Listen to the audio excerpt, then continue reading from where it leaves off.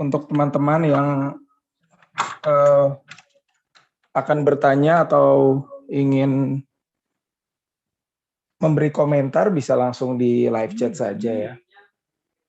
Nanti kita akan langsung memulai. Ada Mbak Tika sebagai moderator. Tika adalah mahasiswa dari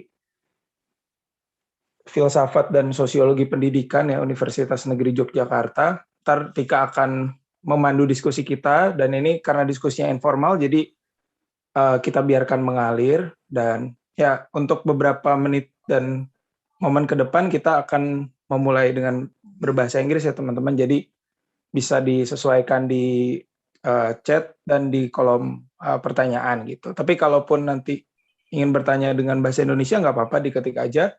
Mbak Tika akan mentranslasinya ke dalam bahasa Inggris. Mungkin itu ya teman-teman sekalian. Selamat menikmati diskusi film Lingkar Studi Arungkala kali ini. Enjoy semuanya.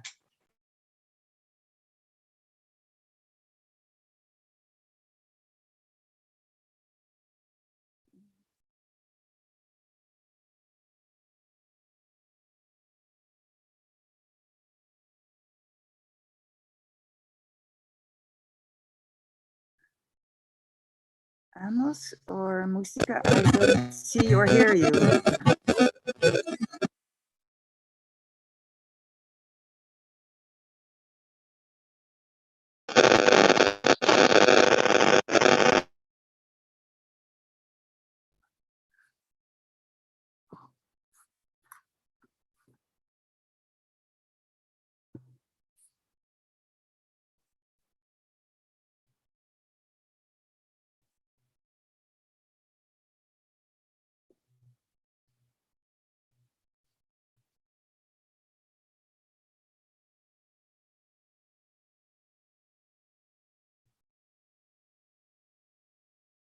I don't hear anything.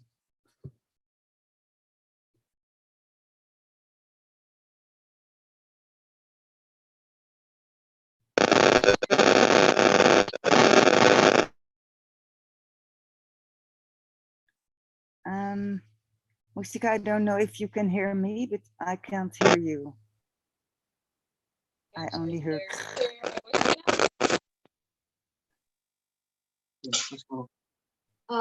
Now, can you hear my voice? Yes, that's better.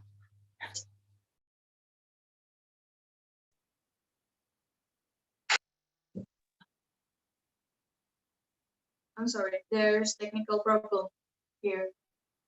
Okay, I can hear you now and I can see you.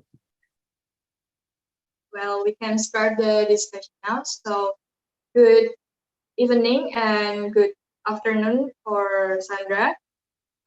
Today we are going to have a discussion of the movie called They Call Me Babu by Sandra as the writer and the director. And this discussion is being held by LSS Arungkala from Yogyakarta State University. And well, before, let me introduce myself. My name is Mustika Fania Sulistiani.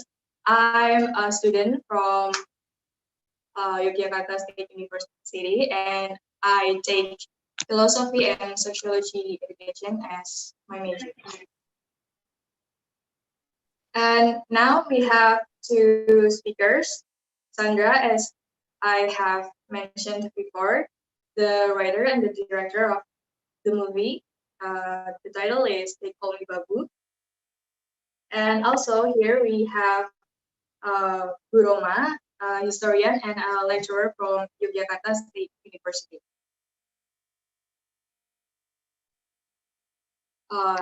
Now we can start the discussion by Sandra. Sandra can start to present or to talk about the movie that is being discussed. Yeah, you can talk about the movie, about the movie right now. Okay, you want me to start? Yeah, you can start to Okay. present. Okay. Well, hello everyone. Thank you for your invitation. I want to tell you something about They Call Me Babu. Do you hear me? Yes, is it okay? I don't hear Clear, you. clear. It's clear. Yes? Okay. So then I start. Well, the story They Call Me Babu is about an Indonesian nanny. And in the time the story is, they mostly work for Dutch families and they call their Indonesian nannies Babu. And I know nowadays it's can be quite an insulting word, but in that time it was used. Is there something wrong?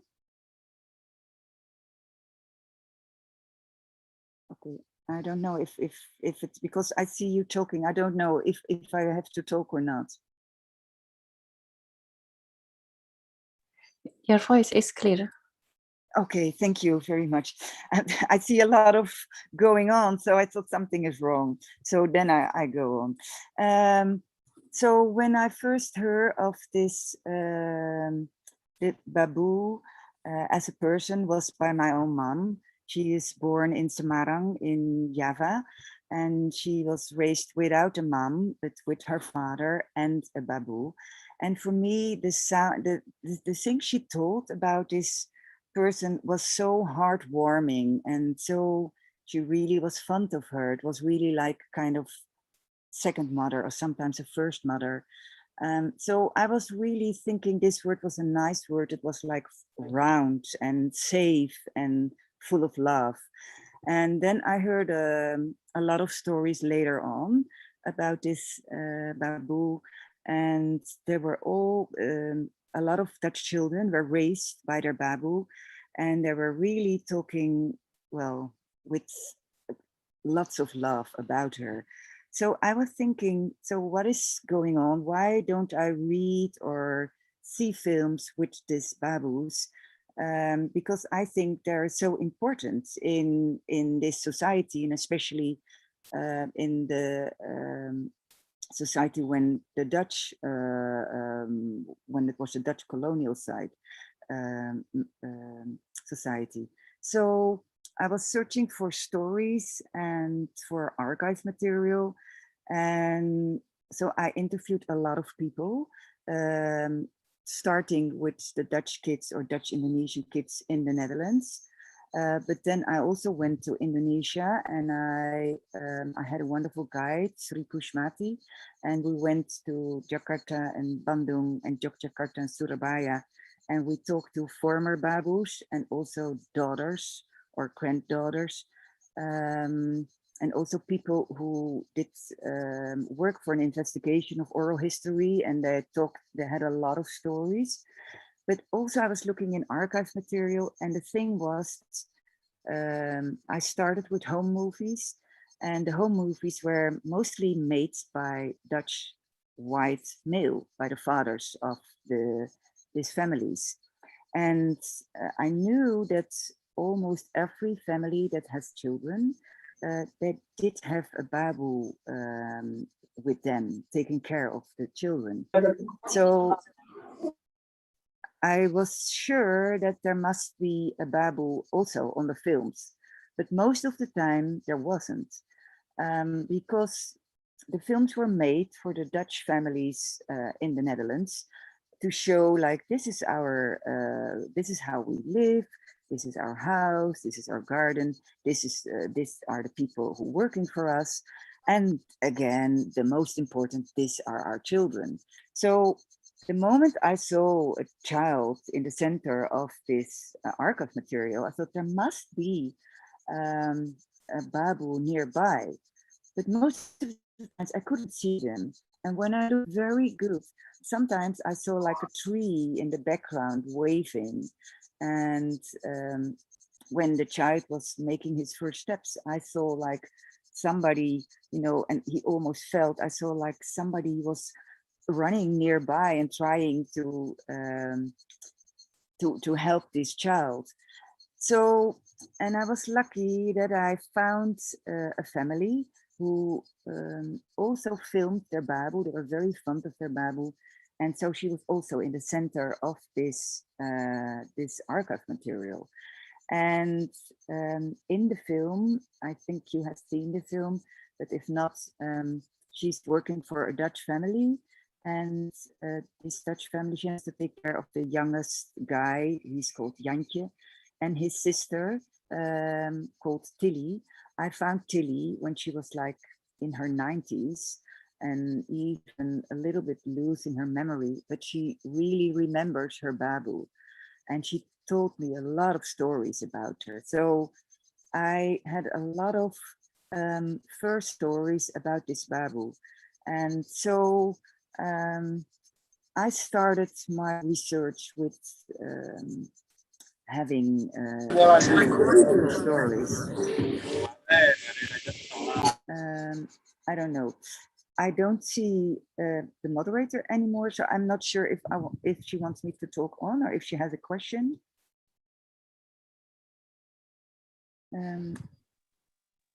No, there's some problem here. We can handle okay. that. You can continue to talk about the movie. I'm sorry about it. I only saw a poster. Oh, you can continue to talk about the movie. I'm sorry for the interruption. Okay. So is there something you want to know, or do you just want me to go on, or maybe I can tell you why I choose for one main character, Alima. So yeah, before some of us, the students here, we have watched the movie, and we also have a discussion about the movie, and especially about feminism in there, since the Babu is a woman, and the interesting part that we get from the movie is the motherhood there, because even though Alima is not the biological mother of Yanja, right? There is something like a real bond between like a mom and a son, and that's so interesting. And it's that something that being emphasized in that movie, or there's another thing that wanna be shown in the movie?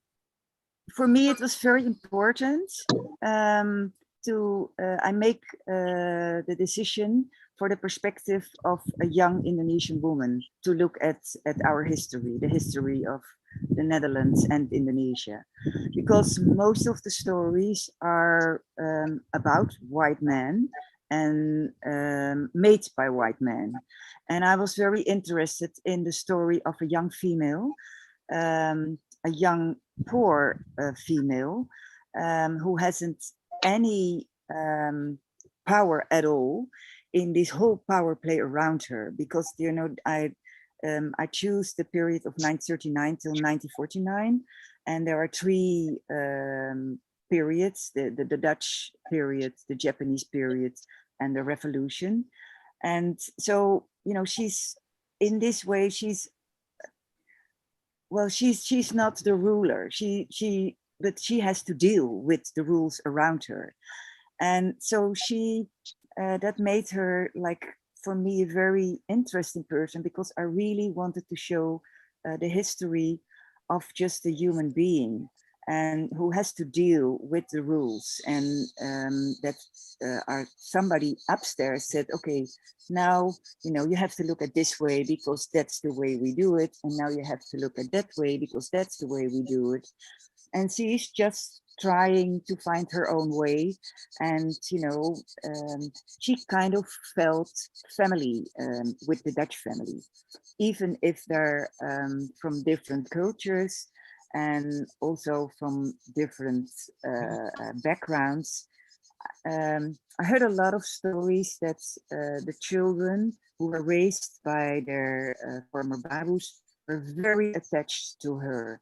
She was the one, the first face that I saw. They learned the first words, and also I think in a way it's their first real feeling and emotion with the culture they were at that moment, and that was Indonesia. So the smell of this female, the first foods that they get, the lullabies that they get when they were sleeping. So for me, I'm sorry. I heard something else, but maybe that is just a technical thing. So for me, it was very important to add to a history that was very white and masculine, to try to tell a story from, first of all, the Indonesian perspective, and also from a female perspective. I'm not sure, maybe I can see you again and you can ask me whatever you want to know, because it's very strange now. I just see something black. Oh, can you see my face, and can you hear my voice? Now I see you again. Yes. Oh, okay. So I can also tell you, because I heard that was a question as well, but if there's another question, please let me know. Right there. Okay. Well, maybe I also have a question. Hi, my name is Jeff. Hi. I'm working for the Dutch Embassy of the Netherlands in Jakarta. Hi there, and thank you, Mostika, that I could join this evening. I also had a question with regard to the struggle of the main character of Alima, and on the one hand working for a Dutch family, but on the other hand also getting in love with someone who was fighting for the independence. And I was wondering how you wanted to highlight this in your documentary. Could you maybe elaborate a little bit more on this struggle between, is it really picking for the Dutch side or Indonesian, or is it more like a mix? No, I'm really curious about it. Yeah, well, because I was very interested in this female, and the strange thing that is she's kind of a family, but she's not. And I think the moment that the history changed, first because of the Japanese occupation and then because of the Independence War, she has to make a choice, and she is in between those cultures. And I think, I have Indonesian ancestors, but I'm not, so I have an Indonesian mom and a Dutch father. So I felt kind of attached to this in-between culture, like, you feel a little bit like you belong to this Dutch family and taking care of this kid. And on the other hand, of course, you wanted to be free because you're Indonesian and, it's your country. And especially when she came back from her trip to the Netherlands, where she learns a lot about somebody who was in kind of the same position, being a servant for this Dutch family. But she discovers that it's in the Netherlands, the servants are in another position than the servants in Indonesia. So when she comes back, she's more critical and more aware of the strange situation in the colony. And when the war breaks out in the Netherlands, and her master is very upset, like, oh my God, the Netherlands is occupied by the German. Then, the gardener said, well, I mean, we're already for 300 years occupied. What are you talking about? And so because she was away for some time, she looks with new bright eyes. I don't see anybody, but I just go on. And looking at her own society with new eyes and be very critical. And so that was important for me to show. And I didn't want to make a judgment for either side, because I think, you know, of course, there are things I can judge the colony and I can judge the war and I can judge things that happened in the war. But I was focusing on the human beings who are just have to deal with it. And then, you know, when after the war, when Indonesia did have say, okay, now we're independent, and then the whole war started because the Netherlands said, oh no, you know, you're not independent, you don't know how to do that, and then the whole independence war came. So then in the beginning there were also a lot of well, cruelties from to the Dutch people, and you know, I think she didn't want to get her family well, wounded or killed or whatever, but it doesn't mean that she doesn't want to be independent or that she doesn't support the independence. So I tried to focus on the human side of the story, and I think most of the people are, you know, not in power at that moment. I'm not sure. Yeah, you asked me this question, but I don't see you anymore. So yeah, thank you. It's now clear to me. Thank you so much. okay. It's very nice to see and to hear your thoughts, and also like the storyline behind this. Like when you see the movie, you know, we're getting so many questions when you see it, and as well with like the nice music and everything around it. It's very nice. It's a very nice documentary. I love it. Thank you. Thank you. And it also has to do with my background, because, you know, I think the moment I grew, when I was born, I was just, well, I have an Indonesian mom and a Dutch father. But later on, you know, when you know more about history, I just kind of recognized that I was always, I do like, people called me in the Netherlands, they called me half blood. I think you know the term. And I thought, half blood, I'm not half, I'm double.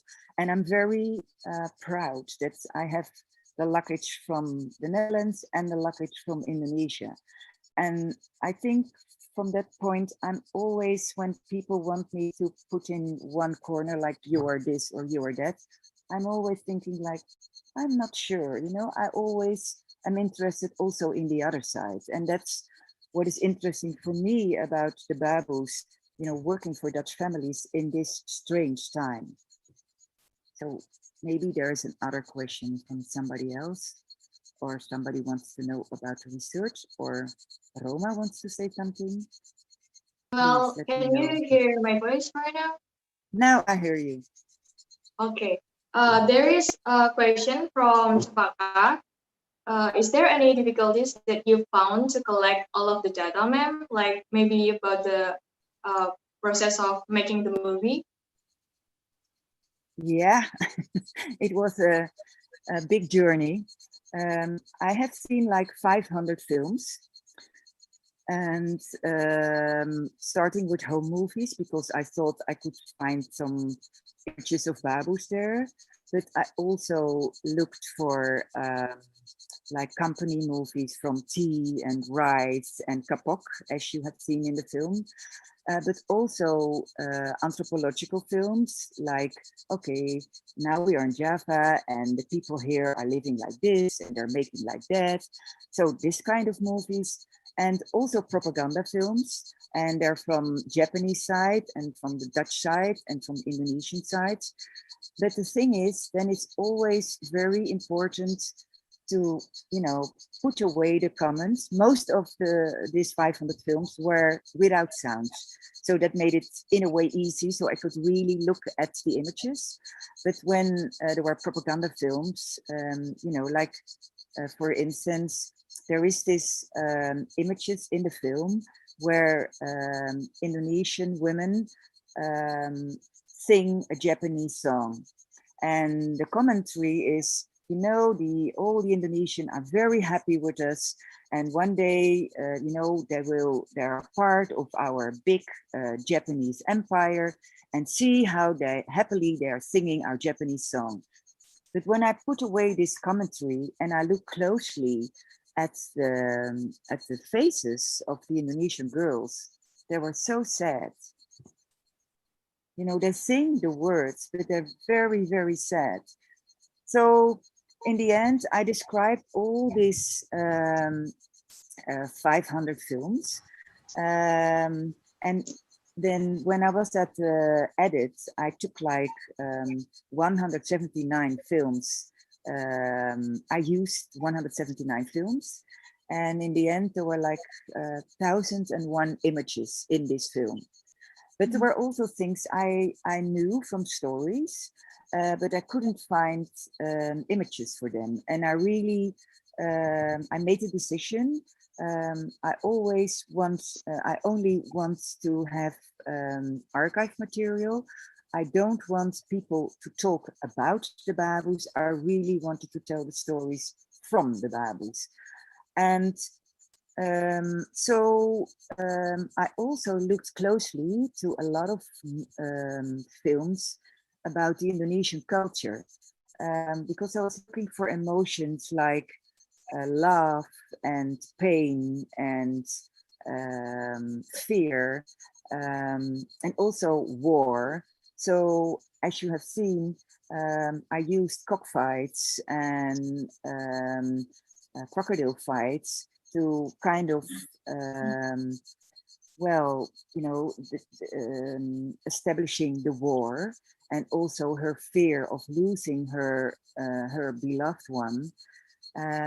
Also the love between them. I used a Japanese dance that was danced at in Yogyakarta for the high people, and it's so nice the way they dance to that. So that was my way of give an image to the love of them. And I did a lot of research to also the wayang, because I was really interested in the wayang. But there were so many stories, so many backstories based in that wayang. And I thought, well, I hope people from the Indonesian knows it, but I'm definitely sure that in the Netherlands and internationally, people don't know the story. So now it's just a little part in the film. But one of the things I discovered, and I had a talk with a dalang from Yogyakarta, that there was most of the Japanese women in the wayang, they looked down, because that was a very modest way to look. But there was one, Srikandi, and she was looking, you know, straightforward. And she was the only person in the wayang, the female wayang figures, that make the choice for her own love. So it was, for me, it was a really fascinating character in the wayang that I wanted to mention. So that's, I can talk for hours, but please, if there are questions, I'm happy to answer them. Well, there is also an interesting part about the wayang, because we think that probably there is like an ideology part in that wayang, like about the left and the right, but then we have like a conclusion that that's the part of the wayang that about the left, the right, not about the ideology. Okay, so there is a question, why the character is only Alima? Because from the credit, we can also see the Babus that were being interviewed or Yes. credited. Yeah, I made this decision because well, I talked to a lot of babus and former babus and their children, grandchildren, also with the children who were raised by babus. But also there were very good investigations of oral history of the babus. And most of them, because it's almost 100 years, 70 years or 75 years ago, were not alive. So, and I really wanted to stick with them and not about, you know, experts who can say a lot of wonderful things about the babus. And there were so many lovely stories about these women that if I did make the choice to just ask the babus that were alive to talk about their own story, I think it's, well, you know, I really wanted to also to give space to the other stories, to all the babus that were not alive anymore and had their own wonderful stories. And also, well, I'm working also for fiction, and for me it was important that people really felt how it could be felt for a person in her position, working for the Dutch, being a female, being young, being in this, well, kind of crazy time, and doing all the things that she does. So that's why I make one story of all the different stories and made it her story. So we can follow her in all these different stories. But that was also why I wanted to have all these credits in the end. And I'm not sure if you mentioned it, but there is this scene in the film in which we see like this kind of snow, but it is kapok. And then on the, you know, when it's all fell down, you just see the women who were doing this thing to get the kapok good. And so I wanted, and I thought it's the same with the babus, you know, you can't see them, but they are there. So in the end, I make this block with credits, and then, you know, first you don't see it, and then suddenly they came forward, like it's like they're in the kapok and their story is in the front. I really wanted to give stage to their untold stories and to the voices that are not heard. So that's a choice I make. Do you hear me anymore? Because I don't see you anymore. You can. Okay. And for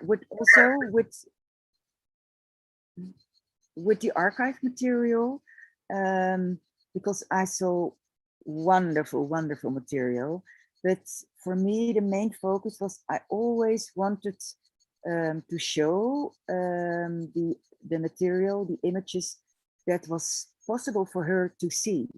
So I had wonderful material from the people from, you know, the Japanese soldiers giving their swords and giving over, but I thought she was not there. Or the queen, our Dutch queen, who had a speech when finally she said, okay, now Indonesia can be independent. But I thought she could not be there. But she could be there when Sukarno was there and all the people who were celebrating their independence. So that was also a way for me to focus on her story and just to make a choice for the things that I had seen. Well, thank you so much for your explanation, Sandra. Can you hear me? Right? Yes, yes. Thank you so much for your explanation. So now we are going to move to the second speaker, Bu Roma, Okay. the historian and lecturer from Yogyakarta State University. Suara saya bisa Oke. didengar dengan jelas? Bisa, Bu. Oke ya, baik, terima kasih. Saya izin share catatan dari saya ya. Oke. Ya, bisa dilihat slide layarnya? Bisa, Bisa? Bu. Oke, baik ya. Terima kasih ya. Oke, saya akan sedikit berkomentar, mungkin nanti juga menjadi pematik dalam diskusi kali ini ya. Jadi saya sudah melihat filmnya dan saya sangat terkesan sekali, sangat bagus sekali filmnya untuk saya ya. Karena di sini, di dalam film The Call Me Babu ini, saya melihat bahwa ada narasi yang menceritakan kehidupan orang biasa. Ya. Dan narasi orang biasa ini kalau di dalam dokumen sejarah hampir tidak memiliki tempat dan tidak memiliki ruang sama sekali. Ya, jadi ini menjadi salah satu hal yang bagi saya cukup menarik ya, menjadi sebuah narasi yang sangat historis, humanis begitu ya. Karena biasanya dalam catatan sejarah ini hanya menceritakan orang-orang yang besar gitu ya. Oh, kalau begitu maaf, saya matikan dulu video saya. Lebih jelas? Apakah lebih jelas? Bisa didengar. Baik, saya matikan dulu ya. Mohon maaf videonya, mungkin mengurangi sinyalnya supaya lebih lancar. Saya hanya akan sedikit memberikan pemati untuk diskusi ini. Ya, mungkin saya sebagai seorang penonton yang juga kebetulan saya bukan sejarawan tetapi saya suka sejarah gitu. Ya, dalam narasi ini ya ada dua hal catatan saya. Mungkin yang pertama adalah terkait konteks, periodisasi dan historisitas. Nanti yang kedua kita akan bicara bagaimana posisi film dalam sejarah. Ya, dalam film ini ya kita melihat bahwa ada tokoh utama yang diceritakan Alima begitu ya. Adalah seorang perempuan yang mengalami 3 zaman kehidupan. Tadi sudah disebutkan Bu Sandra ya. Ada periode kolonial Belanda, ada periode kolonial Jepang, dan dia juga mengalami periode Indonesia Merdeka. Saya ini mengira-ngira begitu, tokoh dalam film ini yang digambarkan Alima ini hidup mungkin lahir sekitar 1910-an, masa politik etis begitu ya. Karena dia bisa hidup dalam 3 zaman.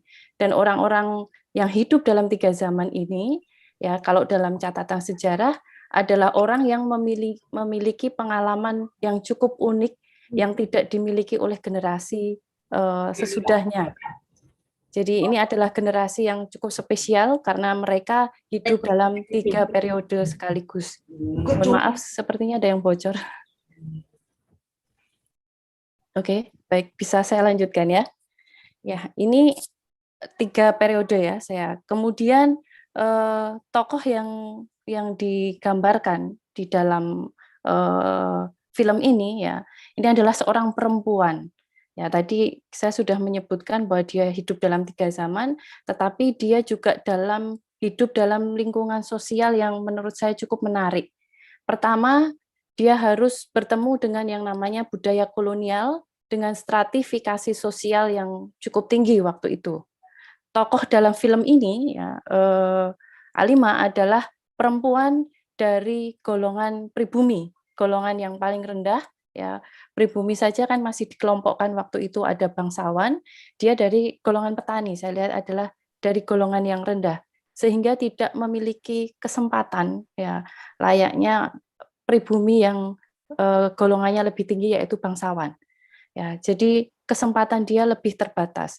Kemudian yang kedua, saya juga melihat ada unsur penggambaran tentang budaya patriarkal karena Jawa begitu ya. Saya melihat bahwa dia harus terkungkung dalam budayanya sendiri. Di dalam film itu misalnya dinikahkan dalam usia yang cukup muda begitu ya, dan tidak bisa memilih pilihannya sendiri. Maka di situ ada keterbatasan ruang bagi perempuan, termasuk dalam tokoh ini sendiri. Ya, kemudian kita juga bisa melihat dalam penggalan-penggalan film tersebut dari makna dari sisi historisitasnya. Ya, kita bisa misalnya dalam sumber-sumber sejarah cukup terbatas memang, tetapi ada beberapa surat kabar yang juga bicara tentang Babu. Ya, ada penulis waktu itu Pak Tani, tapi saya sangat curiga Pak Tani yang menulis tentang Babu di situ itu adalah Cipto Mangunkusumo ya. Cipto karena suka sekali menggunakan Pak Tani. Ya, mungkin dia ya. Dan ada sumber lain misalnya di Koloniale Studien ya, ini menulis tentang nasib para pembantu di Hindia Belanda. Kemudian ada majalah Indi tentang babu laut ya. Ini beberapa sumber yang menceritakan tentang babu masa kolonial, tetapi sangat terbatas.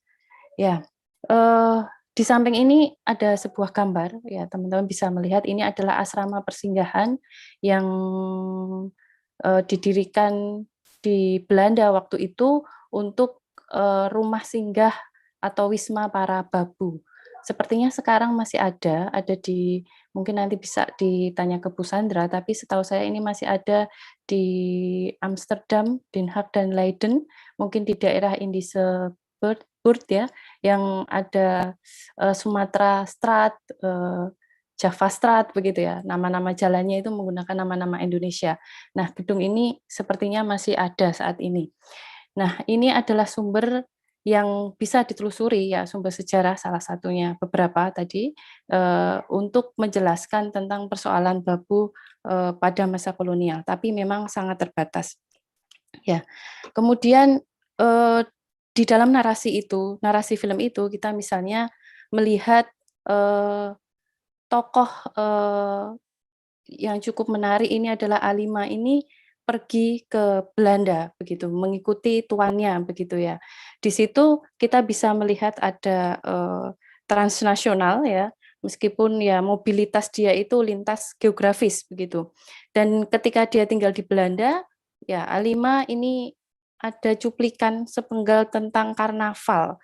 Ya, ini saya menduga itu mungkin adalah karnaval yang ada di mana? Mungkin di Leiden 1931 sekitar itu, ya waktu itu memang bertemakan karnaval itu bertemakan timur dan barat. Dan di situ perhimpunan Ost and West ini mengerahkan orang-orang yang ada di asrama persinggahan itu, babu-babu yang ada bersinggah di Wisma itu, di Den Haag untuk ikut dalam karnaval itu. Di situ ada sebuah narasi yang digambarkan yang kurang baik tentang orang Indonesia begitu ya, di dalam film itu. Ini mengingatkan saya misalnya ketika PI ya, Perhimpunan Indonesia waktu itu cukup tidak senang dengan arak-arakan karnaval yang ada di Leiden tahun 1931. Ya, orang-orang PI bilang bahwa mereka orang-orang yang melakukan atau babu-babu yang dilibatkan dalam karnaval itu adalah lewat tekanan dan bujukan ya untuk mengerahkan para pembantu Indonesia dari Den Haag untuk pameran yang tidak kenal malu itu. Jadi ini kolonialnya ini muncul sekali di situ kalau menurut orang-orang PI.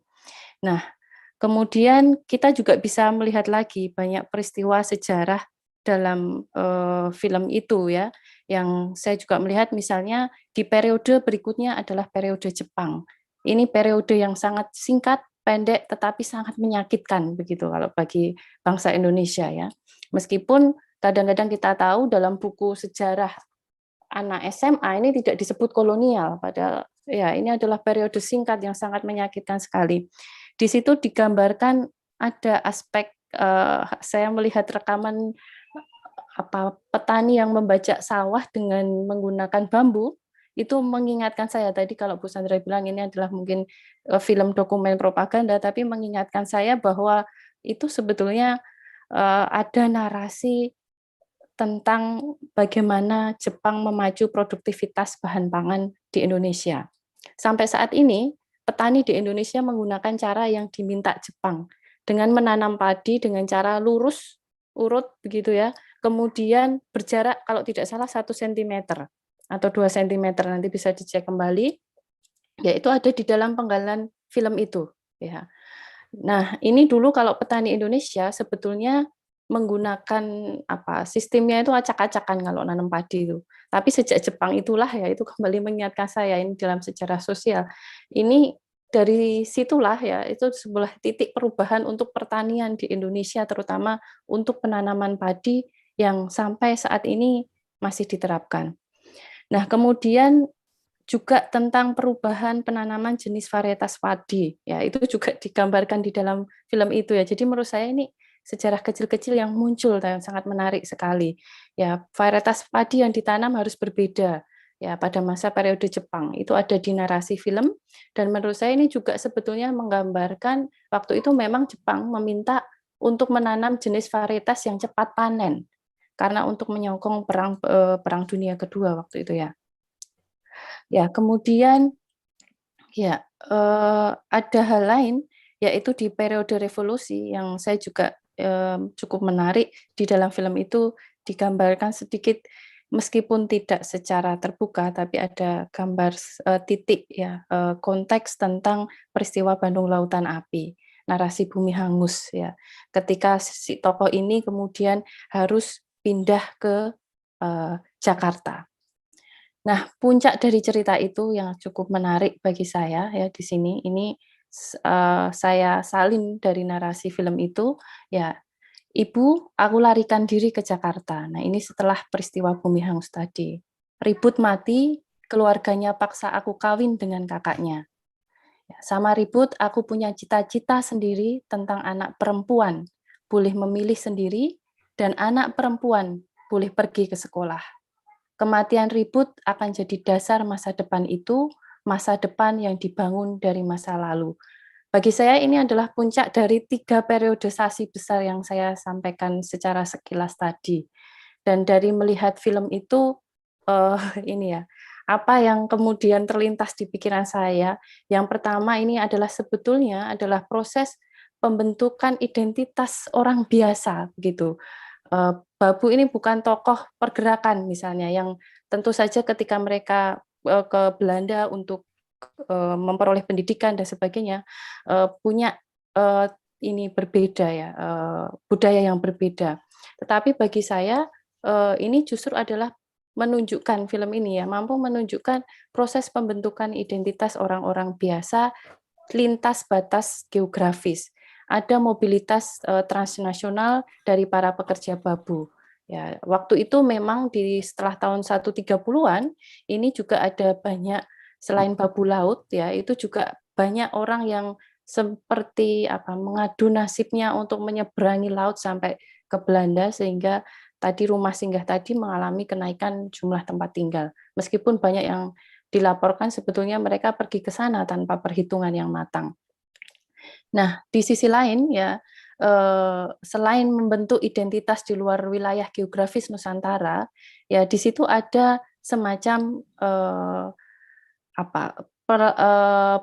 perjumpaan dengan peristiwa-peristiwa kecil yang mungkin nampak remeh, tapi sebetulnya juga menumbuhkan kesadaran kebangsaan. Di situ disebutkan ada kerinduan terhadap tanah air. Kalau ada keterasingan, merasa terasing di wilayah geografis yang jauh dari keluarganya. Saya juga melihat ini ada di laporan surat kabar yang menulis tentang Babu, bagaimana ketika mereka ada di negeri yang asing begitu ya, mereka merasa keterasingan itu.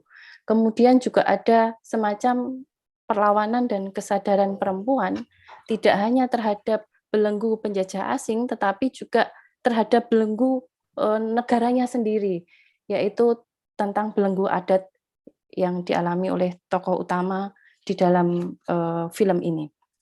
Ya, yang kedua, ini saya tidak terlalu banyak, saya akan membahas bagaimana posisi film dalam sejarah, terutama film dokumenter dan semi dokumenter. Ya, film ini menurut saya ya kalau sebagai sumber sejarah itu tidak pernah diperdebatkan lagi. Film bisa digunakan sebagai sumber sejarah, ya. Karena film ini adalah testimoni yang berkonteks, meskipun di dalamnya ada ideologi dan ada konteksnya, itu yang harus dilihat ya dan ditekankan. Kemudian cerita yang ada dalam film, narasi yang ada dalam film, entah itu film dokumenter atau semi dokumenter, itu menyimpan dan membawa gambaran ya sebuah latar belakang atau sebuah pandangan dunia zaman itu, zaman yang digambarkan dalam film itu. Ya, dengan begitu film adalah rekaman sejarah itu sendiri. Jadi film sebagai sumber sejarah ya tidak ada masalah. Kemudian yang kedua, film sebagai narasi alternatif sejarah. Yang kedua ini adalah hal yang penuh perdebatan ya. Karena umumnya para penganut cara pandang positivis ini ya pasti akan bertitik tolak bahwa ya sejarah itu fakta, tidak ada fiksinya begitu. Dan kemudian narasi sejarah itu adalah tulisan historiografi, bukan sebuah film atau film dokumenter atau film semi dokumenter. Nah, tetapi di masa kini pula ya ini munculnya postmodernisme tentu saja sudah memunculkan wilayah abu-abu. Ada persinggungan antara pembagian besar trans yang menguat dan yang bisa kita rayakan bersama. Yaitu di situ ada alternatif ketiga, ya bagaimana bisa sejarah itu bisa jadi fiksi itu adalah sejarah dan sejarah pun amat mungkin adalah fiktif, begitu. Jadi hanya teknik literer mungkin yang dinamakan historiografi ini yang selalu terkait dengan penulisan sejarah begitu. Nah, kalau kita melihat perdebatan narasi sejarah dalam bentuk film, saya cukup berbahagia sekali karena beberapa tahun lalu, mungkin 5-6 tahun ada Mbak Andari di sini ya. Saya juga pernah mengundang Mbak Andari. Saya selalu meminta proyek akhir mahasiswa sejarah itu adalah film salah satunya. Dan sekarang ternyata di UGM ini untuk S2 begitu ya.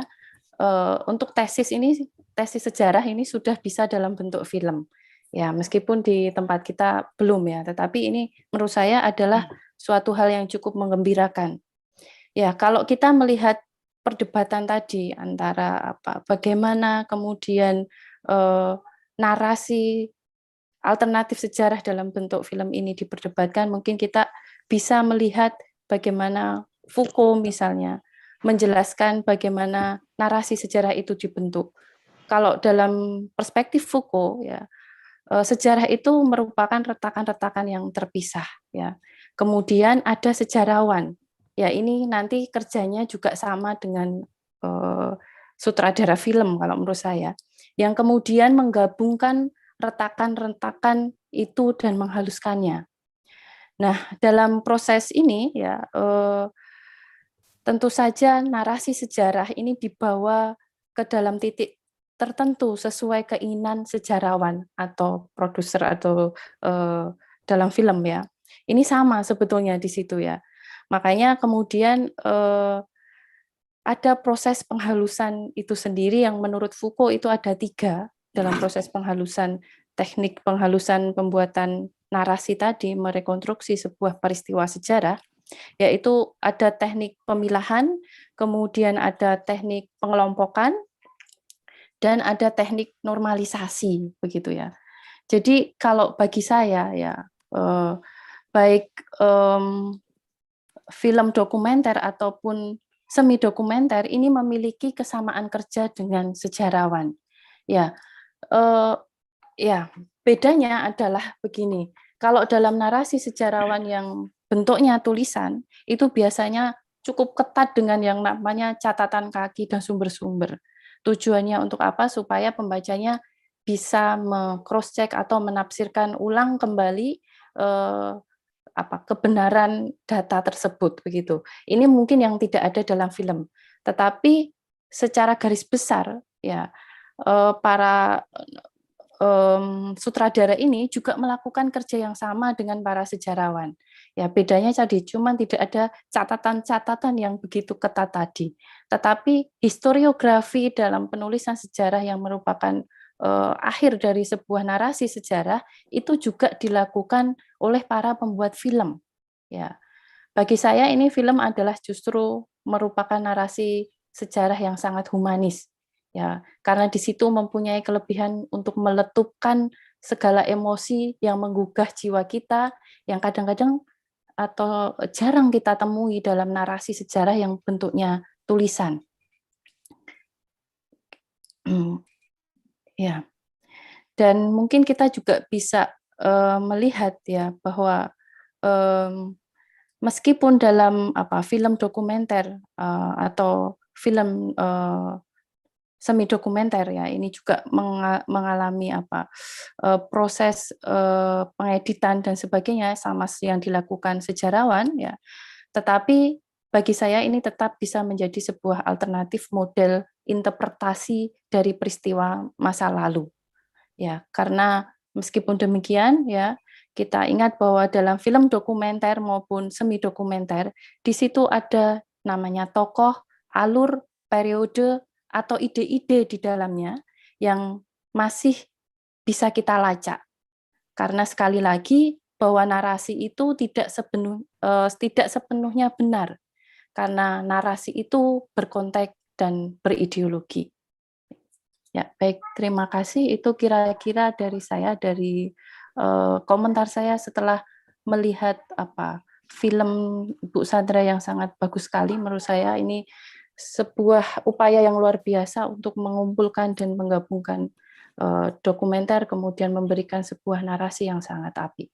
Terima kasih, saya kembalikan kepada Mbak Musti sebagai moderator. Baik, terima kasih Bu Roma untuk penjelasannya lebih dalam berdasarkan sudut pandang sejarawan mengenai film Becoming Babu.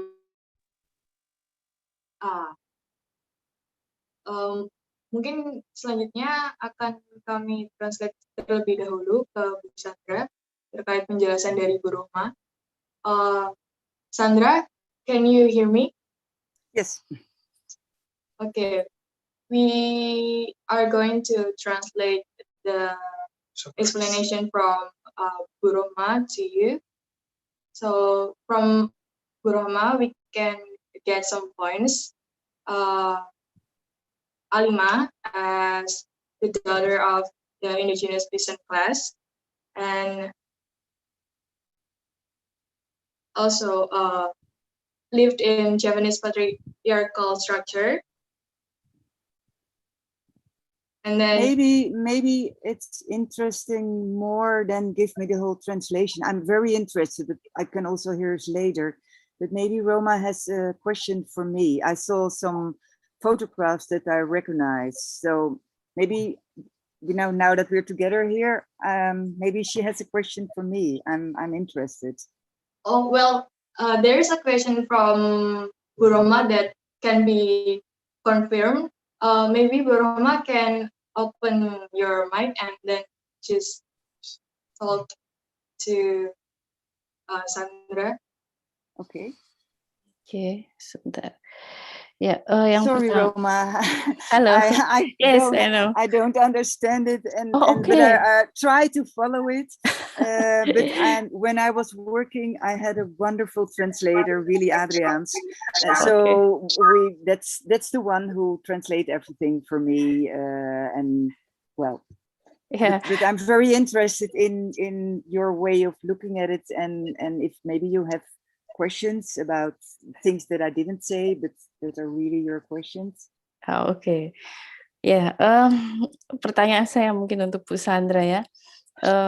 Dalam dokumen sejarah itu, saya selalu melihat apa yang digambarkan Babu. Ya, Babu itu tidak seperti sedamai yang digambarkan Ibu Sandra.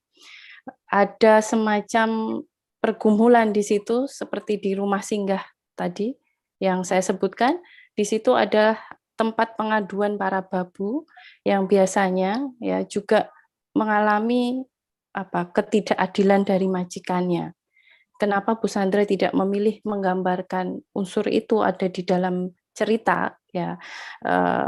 Jadi seakan-akan tokoh di dalam film ini ya seakan Alima ini hanya mengalami dilema dengan dirinya sendiri begitu. Sementara yang dialami dalam dokumen sejarah yang dialami babu-babu lain ini ya, babu-babu lain di negeri Belanda ya, yang tadi menghadapi persoalan-persoalan yang entah tidak dibayarkan, kemudian dikurung, perhiasannya dilucuti, tidak diberi pakaian untuk musim dingin sehingga mereka harus tidak bisa menyesuaikan karena terserang TBC kemudian meninggal begitu. Ya kenapa sama sekali tidak disentuh dalam narasi Ibu Sandra? Itu kira-kira pertanyaan saya. Oh, baik, terima kasih Bu Roma. Mungkin saya terjemahkan terlebih dahulu. So, Sandra, can you hear me? Yes. Bu Roma, as a historian, have read some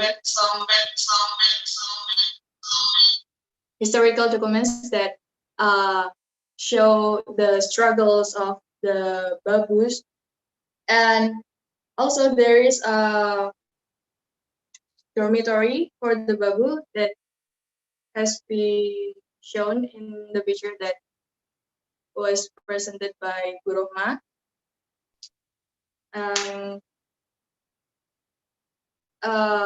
Usually Babus from the Indonesia, they faced struggle like not being paid, and there was another struggles. And sorry, what is the question? Well, why don't you show another perspective like the struggles from the Babu in Netherlands? I'm not sure if I do understand, but I think that she's asking for also the bad sides of being a Babu, and that it was not in my film. Well, it is. I think it is in my film, especially when she comes back from the Netherlands, because then there's also this thing that she heard from other Babus, that there are fathers who make sexual questions about them and try to do things that they don't want sexually, and also the moments that she come back and the Netherlands is occupied, and she's asking why are there still rulers here, and then for the first time she's also open for all the stories that are bad, and she heard from people who were not treated in a nice way. And I have these images of a Dutch guy that's making funny faces, and somebody make a joke which is not a nice joke, like pushing her forward. So I think it's also in the film, but it's not my main focus. And I heard something saying about not being paid. As I said before, I had an interview with Tilly, the sister of Jantje in the film, and so she was the daughter of the filmer. And when she was in, she told me when she was in the Netherlands, for the first time, she had money and I'm not sure if she didn't get money in Indonesia, but she told me a story that because she went with this other servant, Betty, she went to other shops like the Bijenkorf and other big shops, and she really wants to have a bag for herself. And so Tilly had her birthday, and she got like a bag for like little girls. And she told me that her Babu was really fascinated by having this bag. And I think before that, everybody was just having their slending and using it as a bag. So she really wanted to have a bag, and together they went out to the Bijenkorf and they bought for her, from her own money, she bought a bag, and she also bought some presents for her, for the one who cooks at the family in Indonesia. She was very fond of. And I also did research about this whole paying thing, that you know, when I saw the archive material of Indonesian women working, you were talking, but not to me, I think. When they work on the rice fields, it looked like this is great. But then I discovered that all the Indonesian women working on the rice fields, they were not paid, because they say the adat is that female are just helping their family. So they are not properly paid. They just get some rice bundle. Do you talk to me? Because I don't hear you. Are you talking to me? No. Okay, because I see you and okay. And I also saw, Rhonda, I saw two photos of an advertisement at, they call it in that time, the Babu house, and a photo of the house, a pension where they were. And there was this whole stories, because I saw the advertisement with zeebabus, like sea babus. And it was such a wonderful story, but I couldn't use it in my film. But the sea babus, you know, it started when Dutch people came with their babus, because they were part of the family, to the Netherlands. Because when they worked for 6 years, then for 1 year they had free and they come to the Netherlands. And most of them stayed with their family. And there were very nasty families who didn't want these Indonesian females in their house, because they said, you know, they're different and they eat different, they smell different. So sometimes they were just put on the street. And then there was this Christian church society, and they said, okay, we have to help them. And then that was the first start of this pension. And then later on, it was a kind of place where they offered themselves as workers, and especially as sea babus. And it meant they worked for a family the moment they went from the Netherlands to Indonesia. And sometimes there they helped to found a house and some servants working there, and then they go back. And they were kind of the first freelancers, because they say, you know, we're independent as long as we are on the boat, because then we are, you know, we are in charge, because the Dutch families, they don't have any idea. So we can lead them and they pay us. And the moment they're in Indonesia, we go again on the boat and go back and work for the people who go from Indonesia to the Netherlands. So it was nice to see that in her story. Okay. Thank you for the answer, Sandra. We can move to the Q&A. There is a question from Putu Mika Madela.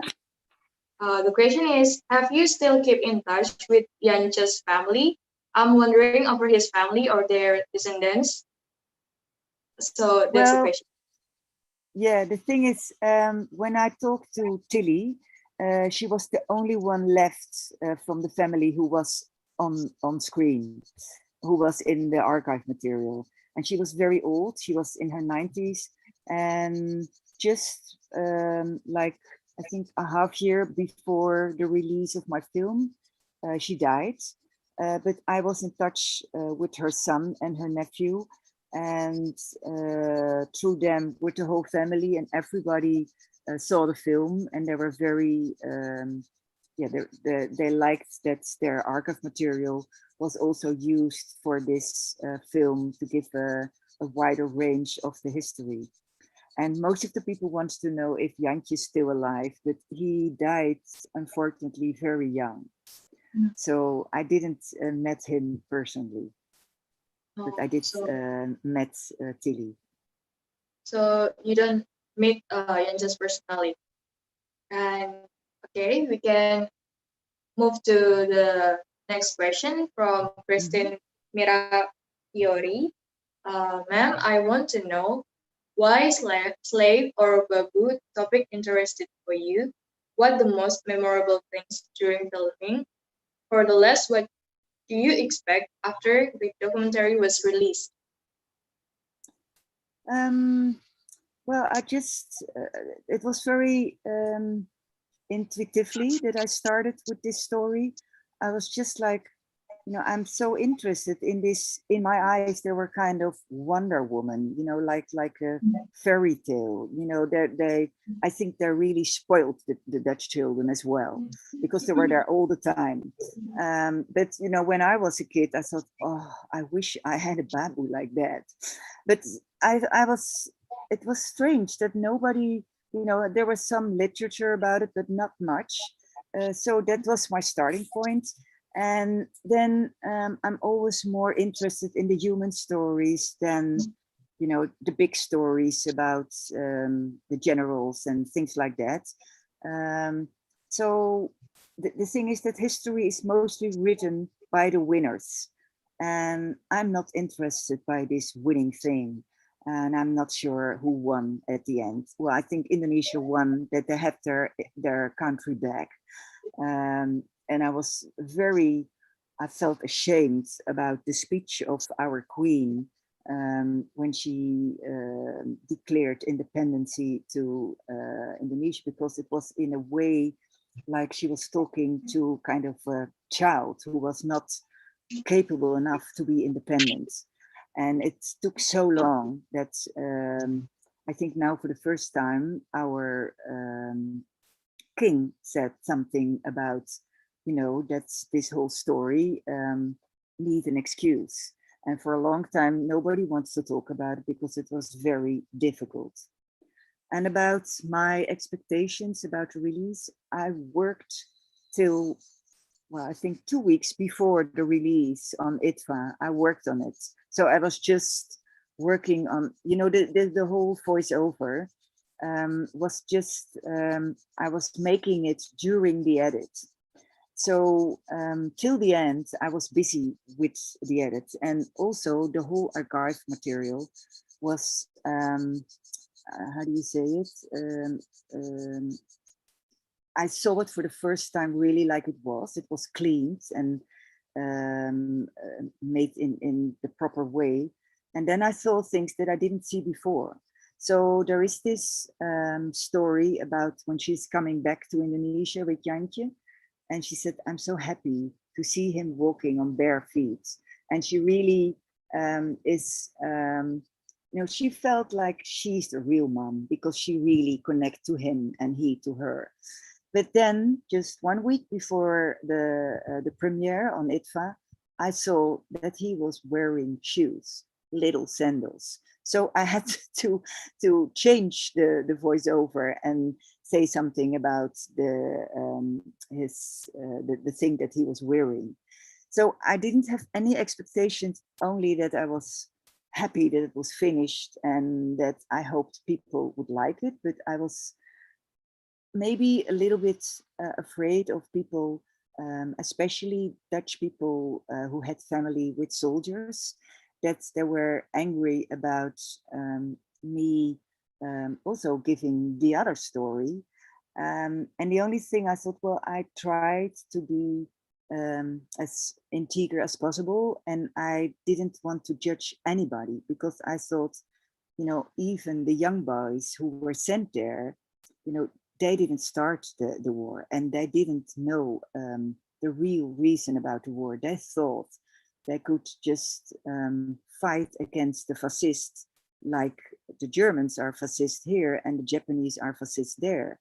That was what they thought, most of them. And of course, there were things happening that were really, really bad, but most of the, they had to go there because they were 18 and they were just sent there. So, and for now, I'm very happy that for the first time I get reactions from Indonesia, and I hope someday I can come to Indonesia and have, really talks with the people from Indonesia about this film.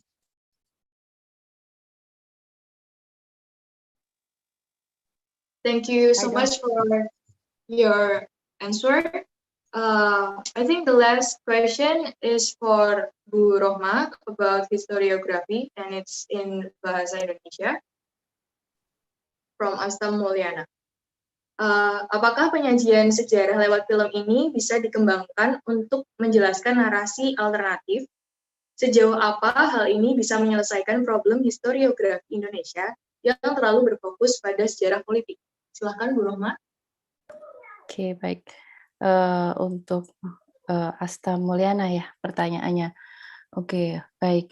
Ya, kalau saya secara pribadi bisa mengatakan bahwa film dokumenter seperti yang dibuat oleh Ibu Sandra ini termasuk dalam narasi sejarah begitu ya. Tetapi tidak dihadirkan dalam bentuk historiografi. Dia dihadirkan dalam dalam narasi yang berbeda.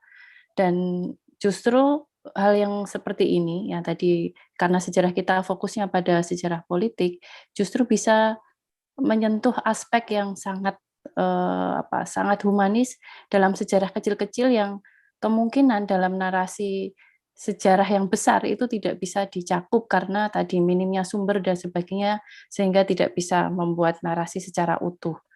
Ya, jadi saya pikir justru ya film ini saat ini adalah bisa menjadi salah satu bentuk narasi sejarah begitu ya. Narasi atas rekonstruksi peristiwa sejarah. Jadi itu untuk Asta Mulyana ya, mudah-mudahan bisa menjawab. Baik, terima kasih Bu Rohma untuk jawabannya. Ya, dari Asta dari pertanyaannya. Mungkin sudah dicukupkan sekian untuk sesi jawabnya. So Sandra, that was the last question for the Q&A. And di sini ada dari Jakarta Independent Film Festival.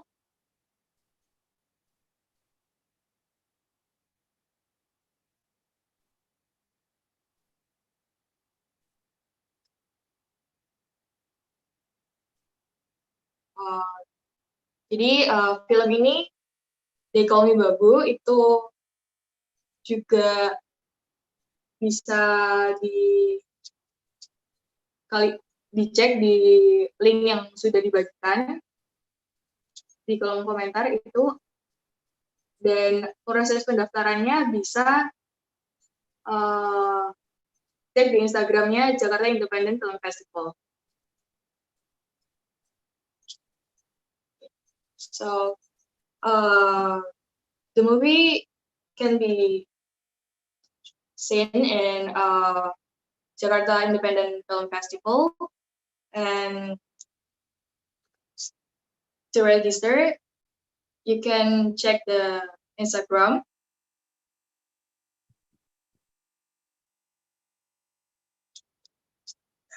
at Jakarta Film Fest. That was our discussion for They Call Me Babu. Now for the last, we are going to make a documentation for this discussion, so everybody can open their cameras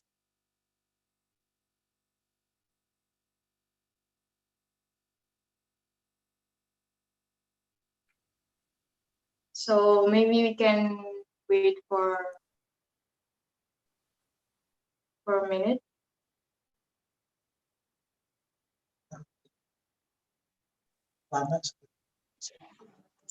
Cek. Udah siap, Lana? Suaraku udah masuk ya? Ya, sudah. Oke. Aku aja yang bilang nanti, yang aba-aba. Satu. Oh, aku aja yang aba-aba. Oke. Oh, so Sandra are going to make a documentation for this discussion. And okay, I'm going to count. 1, 2, 3.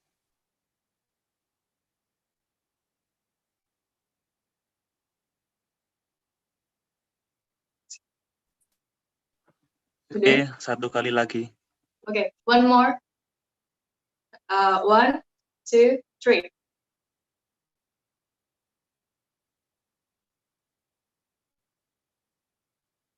Ya, sekali lagi untuk slide selanjutnya. Okay. One more. 1, 2, 3.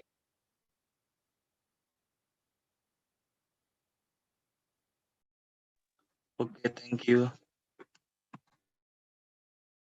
Okay. Well, that was our discussion about They Call Me Babu. Thank you so much for joining us.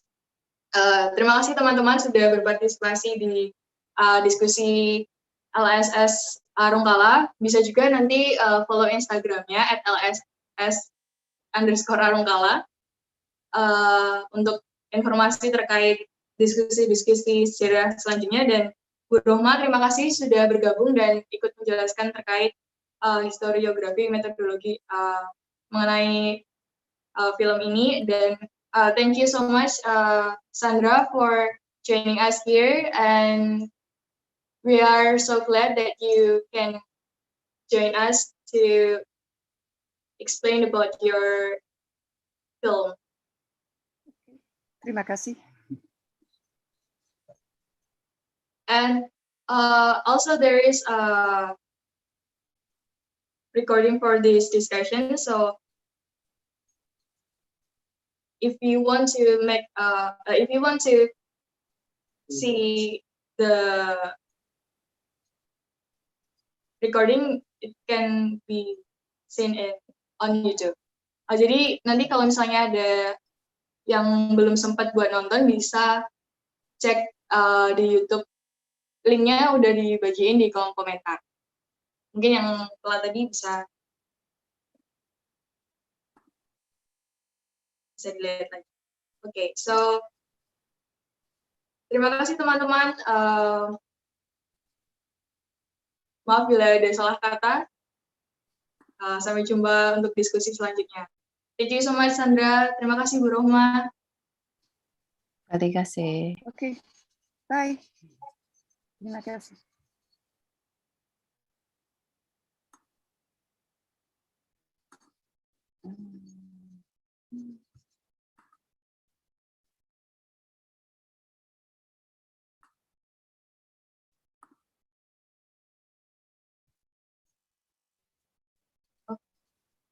Sandra?